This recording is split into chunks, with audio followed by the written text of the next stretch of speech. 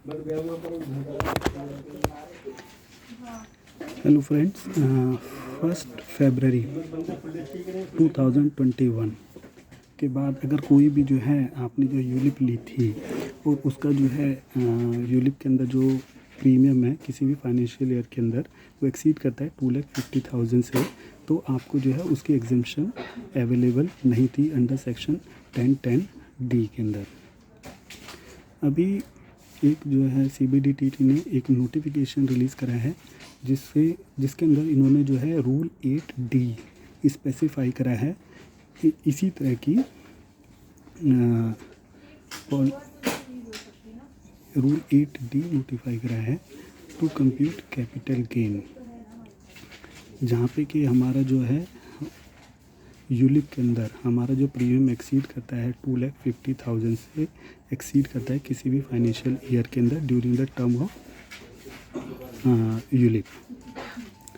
तो इस रूल के हिसाब से आप जो कैपिटल गेन जो कंप्यूट करोगे वो जो है जिस भी साल में, ये ध्यान रखिएगा कि ये जो रूल स्पेसिफाई है स्पेसिफिकली उन्हीं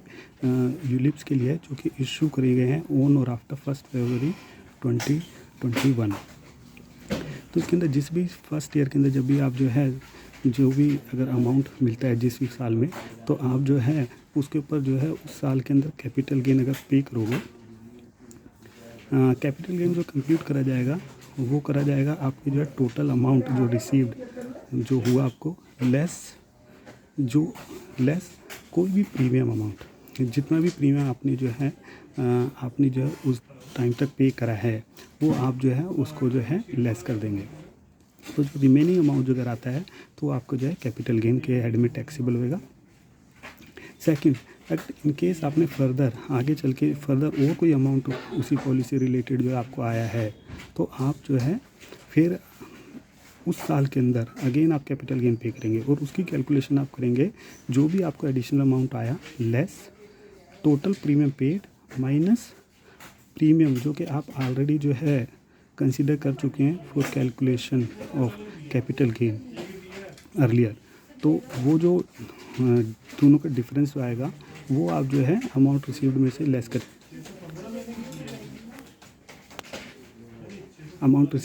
करेंगे तो रिमेनिंग अमाउंट आपका जो है कैपिटल गेन होएगा। अब ये जो रूल 8AD जो कि स्पेसिफिकली इस पर्पज़ के लिए जो है नोटिफाई कराया है, ये जो है ट्रीट करेगा इन यूलिप को जो कि इंश्योरेंस कंपनी ने इशू कर रखी हो, तो इसको ट्रीट करेगा जैसे इक्विटी ओरिएंटेड फंड की तरह है। तो इसके अंदर सिंपल आपने जो अमाउंट रिसीव करा लेस आपने जितना भी प्रीमियम पे करा over a period of time, वो जो है अमाउंट कैपिटल गेन कंसीडर करा जाएगा। इसके अंदर अगर आपने कोई अमाउंट रिसीव करा एज ए बोनस तो वो भी इंक्लूड करा जाएगा। तो फ्रेंड्स,